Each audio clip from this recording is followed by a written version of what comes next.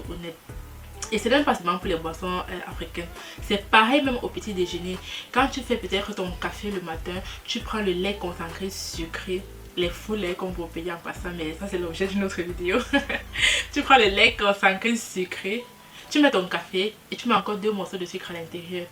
Même pour faire le cacao des enfants, tu mets le cacao, tu mets le lait concentré sucré, tu prends encore 1 ou 2 morceaux de sucre, tu mets à l'intérieur. Même le tapioca, j'aime le tapioca, le sauveur.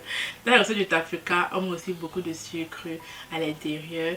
Je pense aussi au Sénégal, ils ont un dessert là-bas qu'on appelle le diakri. Je ne sais pas si je prononce bien. On met aussi du sucre à l'intérieur.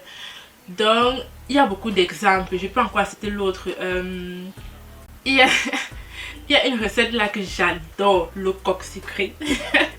J'aime trop le coq, je parle comme ça mais j'aime trop le coq. Mais en réalité, il y a la version salée et il y a la version sucrée. La version sucrée, c'est qu'on finit de préparer la nourriture.